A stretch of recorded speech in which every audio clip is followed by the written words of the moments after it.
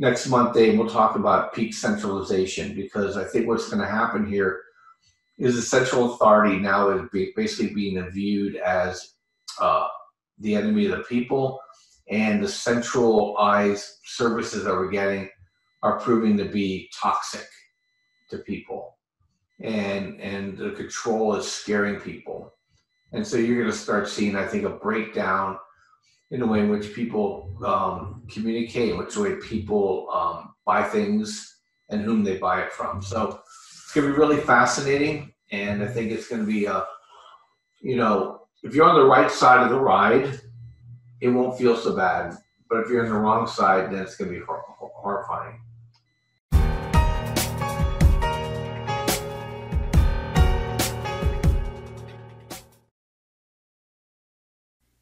Bitcoin and other cryptocurrencies are reaching all-time highs, and crypto millionaires are being made literally overnight. And after reaching its previous all-time high in November, Bitcoin has peaked to over $40,000, meaning that Bitcoin's gone up over 200% in the last 12 months.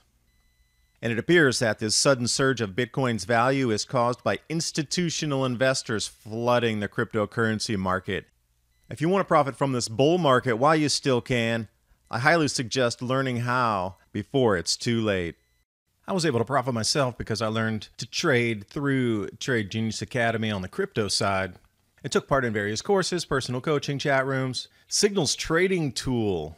That's where I look for price signals in cryptocurrency from Bob Kudla at TradeGeniusAcademy.com, who also offers other signature trading tools for stocks, exchange-traded funds, binary options, and commodities. All you need is an internet connection to get started. Interact with Trade Genius community, fellow traders, and certified Trade Genius trades, alongside professionals who generate revenue for themselves in the stock market every single day. Live buy and sell alerts text to your phone, built for both new and experienced traders. 2 of the courses Trade Genius has available. Be sure to check out their personal coaching and 24/7 chat room options. And use the promo code MIDNIGHT for 50% off all non-bundled items.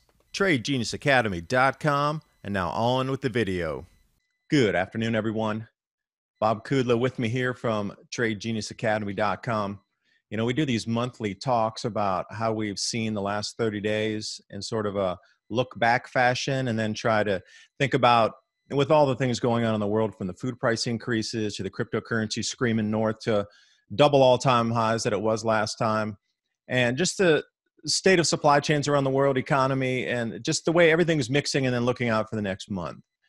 And longer term trends as well. So not just in a 30-day period, but, looking at these longer trends where you could, think about securing wealth, storing wealth, or trading up as we're moving through, because there's going to be a lot of ups and downs, pullbacks, as whatever happens unfurls over the next, short-term month into the next year. When things start to solidify, there's going to be a lot of opportunities of ups and downs depending on how you're looking at it. So today I did want to talk about food. If you haven't noticed, that food prices across the planet are skyrocketing.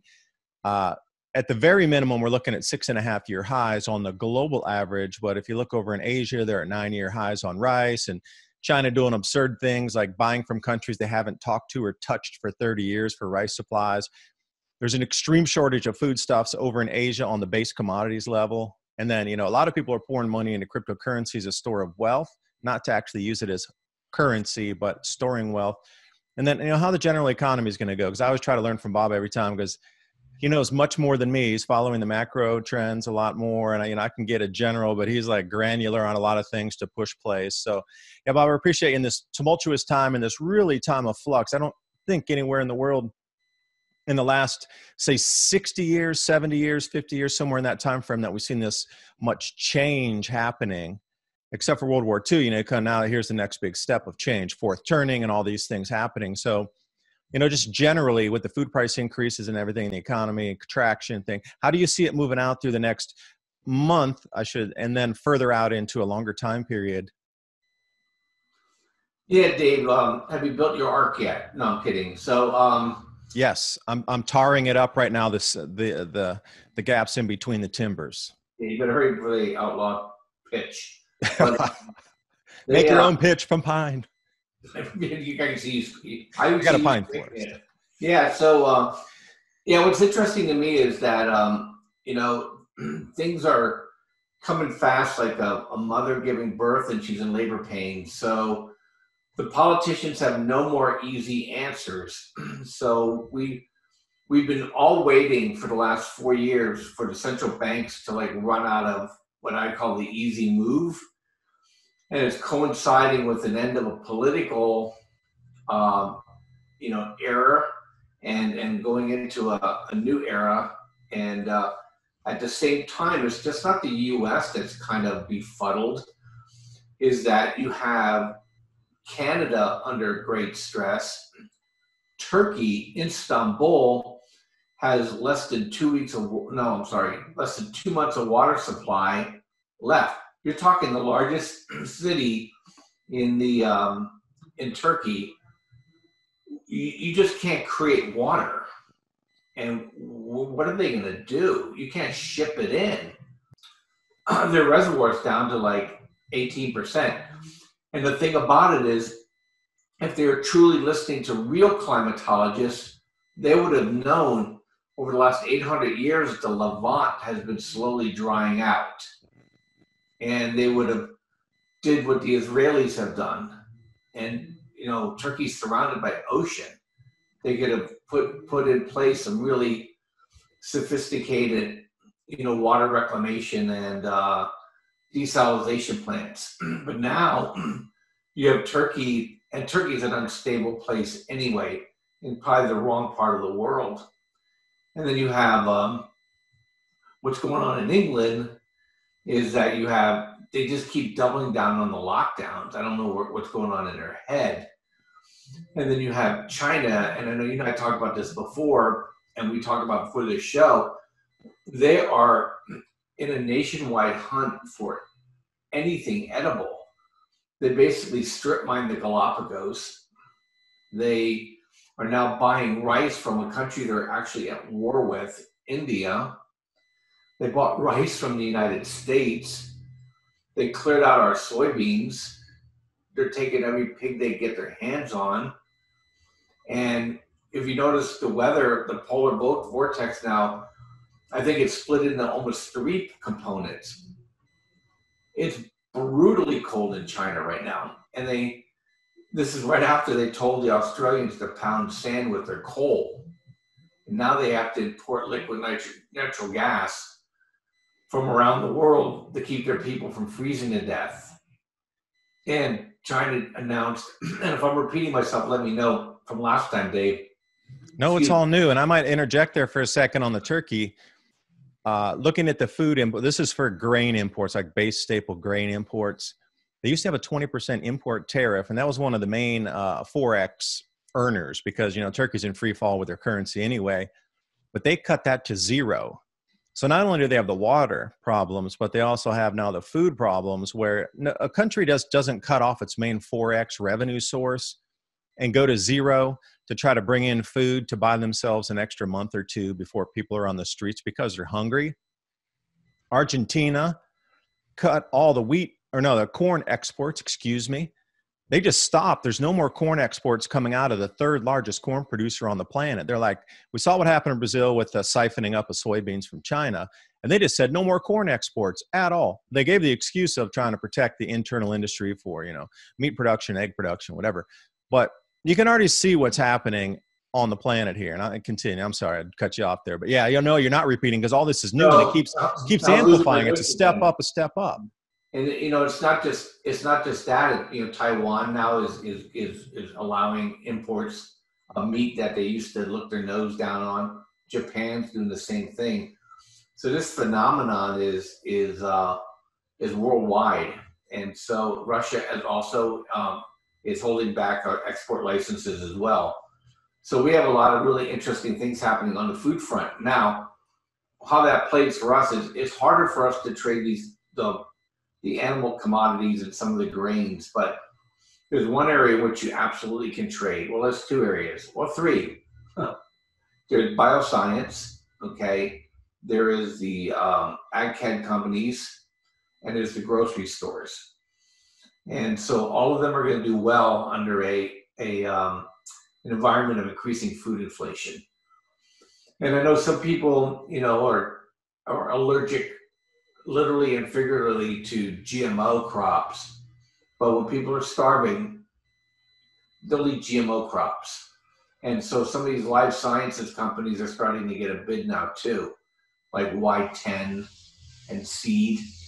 And we've been playing Mosaic and IPI like a fiddle at Trade Genius. And it was up again today. In fact, I doubled my position today in Mosaic because I think it's going to go from 25 to 50. And the price increases are coming for the potash, and the suppliers are being curtailed. So huge opportunity for the common trader to make a double on their money. And we almost already did on IPI. I mean, we got that. It's gone from 15 to 26, and we got buy signals on it again today. So there's some tremendous opportunities there. And then the grocery stores, because they're going to buy it cheaper, and then they sell it a couple weeks later for more money. So they keep a spread that keeps increasing. And so they're going to make money until that changes. And the guys are going to get really, really screwed are the middlemen, because you have like live cattle prices are rising, but you have the wholesalers pushing back on price. So the meat packers are getting crushed. Like it's $100 to process a steer, not enough for the meat packer. So they may refuse to take on any more cows. And the farmers, they now are starting to work with specialty packers and going direct to the customer. So you have that going on too. So I think is one thing people always ask me, because we all tend to lean toward being conservative, being on the right side of the political spectrum. And I say it's not going to matter if it was Trump or Biden or Harris. The die is set. The Federal Reserve can't stop printing, or we have a deflationary collapse. The Democrats can't deal with it because their power base comes from giving stuff away. Okay? So they're not going to stop. And what's going to happen is food and prices will become intolerable. Now, for the United States, it's going to become extremely annoying. Some parts of the world, it's going to be deadly. And that's going to kill it. The Federal Reserve is going to have to stop adding to the balance sheet, and they're going to have to raise interest rates. And when that happens, you're going to see 30, 40, 50% stock market crashes. Yeah, they can't do that. There's no way. They're stuck in the corner right now. I mean, where we sit in the change of an age literally is we've run out at the end of all possible scenarios for anything that can be done in central banking or moving the economy globally forward. They're just stuck between a rock and two hard places with knives under it and crocodiles under there, and then boiling pits of water under that, and then ash and lava below them. That's how tumultuous the situation is, I think. Yeah, and that's why you think they're doing some of the things they're doing politically for the reasons they state, but they're not. Look, they all know this solar minimum is coming. They're not stupid. They're notorious. And so they're trying to head fake you like they head fake us on everything else, because they know they have to get control of the population before the population goes crazy because it's starving. And I think around the world, I think they truly, truly fear that. And China will be the first to go. So we'll all get a ringside seat. And but that's why they're doing the stuff that they're doing, okay? That's why they're trying to gain control of social media. That's why they're trying to, it's not Trump. This is far deeper. They know they're going to lose control, okay? And so just bear that in mind. And so, you need to prepare your families for this, because it's going to keep rolling. So, but it's going to get accelerated. Like this year's accelerated. So we're getting these snowstorms in Texas, okay? Very rare, where it lays down sheets of snow like it has. We're going into some bitterly cold weather in the northeast coming up now. California's been delayed reaction drought, but they're going to get soaked this spring. And Antarctica and the Arctic are printing ice like nobody's tomorrow. So we're setting up this albedo effect where we're going to get increasing reflection at the same time the sun's not producing. And you can see it because the CMEs are flying out of the sun left and right. So that dims the sun. And so all these things are in place. And this is stuff Dave and I, for anybody's a new listener, Dave and I, we've been talking about this since, 2015? And we had this thing laid out, start worrying in 2018. 2019, you're going to start seeing crops fail. 2020 to 2024, the rubber meets the road. Then we get a bit of a reprieve, and then we go into hardcore 2030. So we've been watching this stuff. We're kind of obsessed. I am with what's going on here and preparing accordingly. So I can help on the stock side, the crypto side. Dave has practical tools from living that impart some good wisdom on as well. So this is not gonna just end. It's in motion. And the thing is, on the economic side, is once the Federal Reserve has to raise interest rates, big trouble, and they can't buy off the population anymore.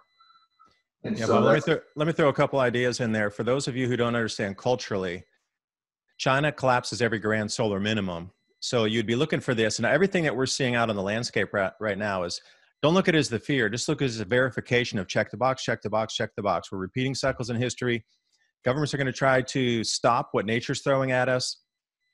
But if you look back routinely through history, you get massive population migration, because that's what people did when they couldn't earn in their own areas, or food got too expensive, or something didn't allow them to live their lives, they moved. Well, that is being curtailed. And I said years ago, they're going to lock the planet down. Now, I thought it would be economic, and I didn't realize it would take the form that it has. And the result is the same. They've locked population movement, so you can't disrupt another part of the world by taking your big dollars from America, for example, down to Indonesia or somewhere like this.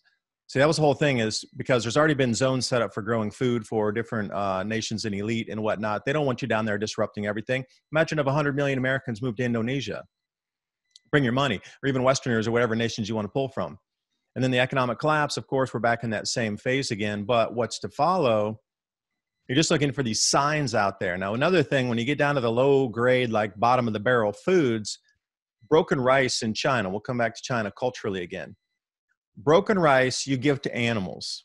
It is an insult at the highest level for you to even consider serving broken rice. The poor in the country don't serve broken rice. They don't. Animals get broken rice, but now that's what they're buying from India, and now it's becoming a main staple. So the switch there, you see how that switched over in China, which was the most unthinkable thing ever. I really can't impart to you how unthinkable that is.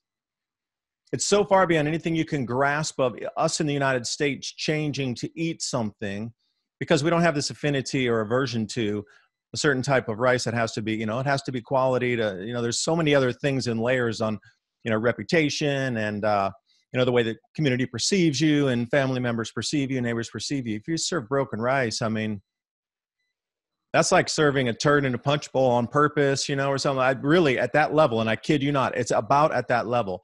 And here's what we've come to. China's coming into unrest, and we're looking at these same cycles again. Now, one thing I do want to add, if you're looking for more signs to verify that this grand solar minimum is increasing, you're going to be looking for a massive uptick in landslides and sinkholes. And the reason I say that is there's another magnetic field forming in the outer solar system of the Jovians, or the four gas giants, which we know as Jupiter, Saturn, Uranus, and Neptune. Now, during this great conjunction, they've crossed over each other into the magnetic intensification phase through 2024.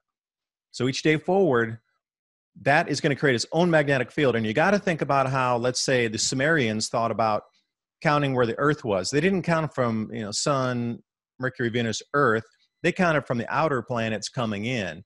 So if you have the four gas giants, Jupiter being the closest, magnetically looping on each other, creating a different magnetic torus wave field out there, we go Mars and then Earth. So we're only going to be the second planet away from this new magnetic field forming. Now, it's not going to be that intense. It's going to be nowhere near as intense as the sun, but it's a secondary magnetic field in our solar system that has not been seen since 79 AD. Now, what that's going to do is the Earth is, let's just say a sphere. I know it's not exactly because it bulges at the equator, but let's say it's a sphere. Well, that extramagnetic field is going to slightly tug on the Earth's crust into an ellipsoid, more of an egg shape. And I mean very slightly. But you got to realize our crust is 300 miles deep. So even if it affects only the top, say, 1,000 feet of our crust, we're going to have massive landslides, massive sinkholes opening up, earth rifts, and earth fractures. Now, once you see this and you start to see in the news all the time, pipelines are going to break, bridges are going to rupture. This is the point where governments can't keep it together anymore for food supply. And you know this is the reason that they're locking everybody in with such hard hands right now. Economy's going to go bye-bye. So cryptocurrency, if you haven't seen like Michael Saylor, and they're all out there right now with their trying to impart the value of cryptocurrency as a store of value for Bitcoin. So all that extra money that's laying out there that doesn't want to get into negative interest rates or negative yield bonds or whatever kind of instruments are there, they're going to be moving over into Bitcoin because it's a store of value. And that whole pendulum is going to swing in there. And you can see a new economy and a new, way we trade, buy, sell, and settle. And now was that comptroller of currency said that you can use stable coins for all banks to settle across borders now. So the transition's already going there. So if the old system collapses, which is very well may, it's going to have to reorganize into something else. But you should see a few massive signs right in front of you, like the landslides, the economy, and the food prices where it gets so high. Like for us in America, what do we spend, Bob? Like 10% or something of our monthly wage on food, maybe 15. I forget. We have one of the lowest in the world where we spend food on wages. So let's say 10%. Other countries in the world, like Pakistan, are spending up to 50% of their money per month on food. So if the price doubles or triples or quadruples, because through history, everything's gone up 7x generally on average at the high prices in food. Like no country can sustain that, not even the U.S. So you're going to get all these flags first, and you should be able to see this freight train coming at you. Well, look at Pakistan. Their whole grid went down yesterday. The whole country. Unusual, huh? Unusual. And China passed a law, no more building on arable land. And they passed another law basically creating a seed bank. So they know it's coming. And, they're always a great one to watch. Always watch what they're doing because they don't have to worry about public opinion, internally that would affect policy. They just tell us what they're doing. And, so it's going to be a tremendous ride. So, but, we don't know when the end is going to happen. So in the meantime, you got to live, you got to make money, you got to do your thing. And, that's what trading and farming and those kind of things will give you independence. You're your own boss. You grow your own food.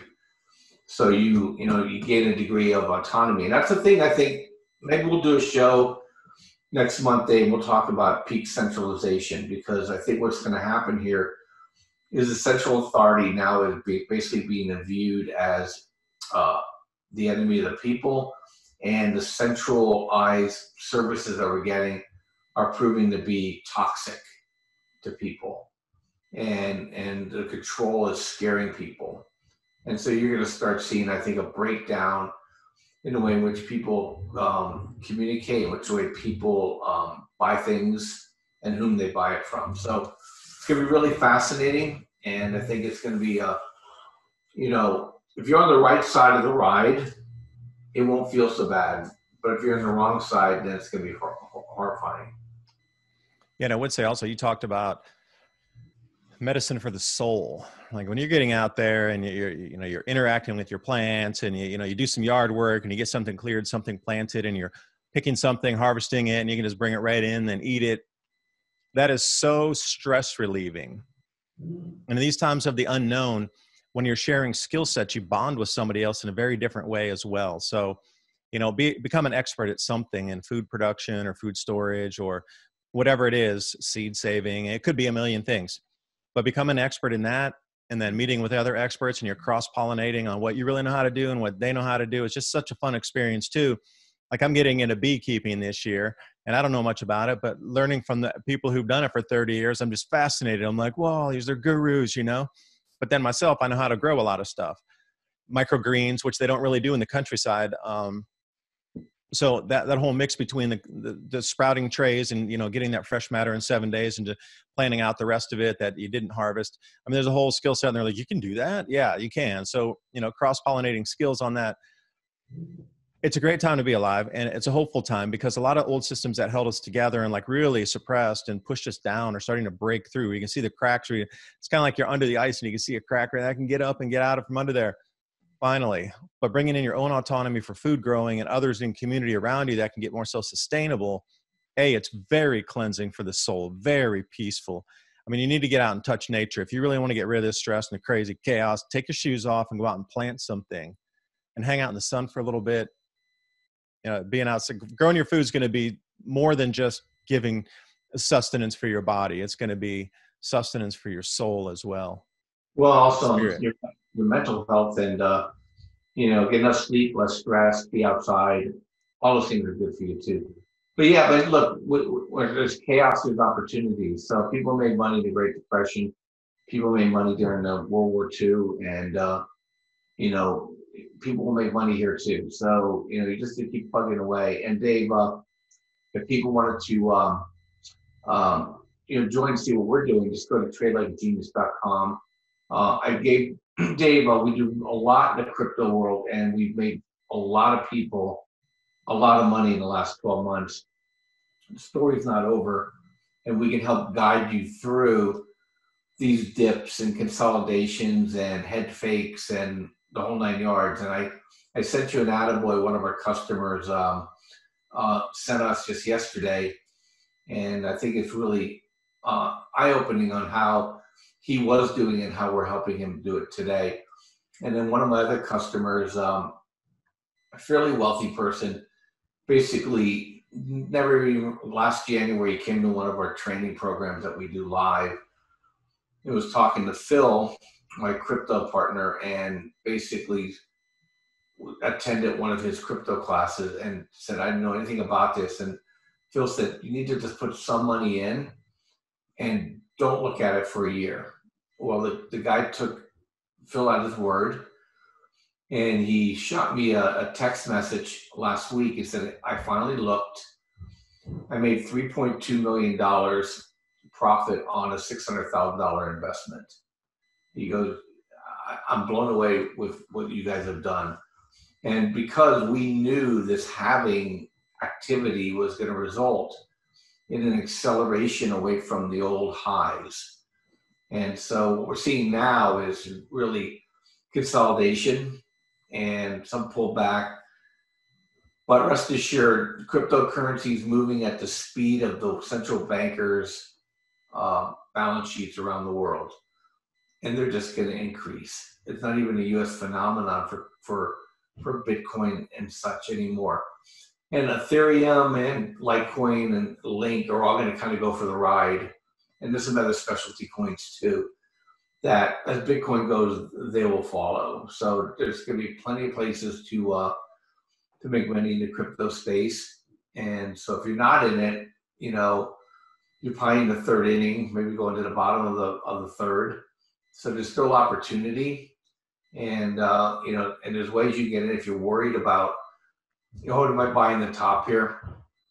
I dollar cost average it every week.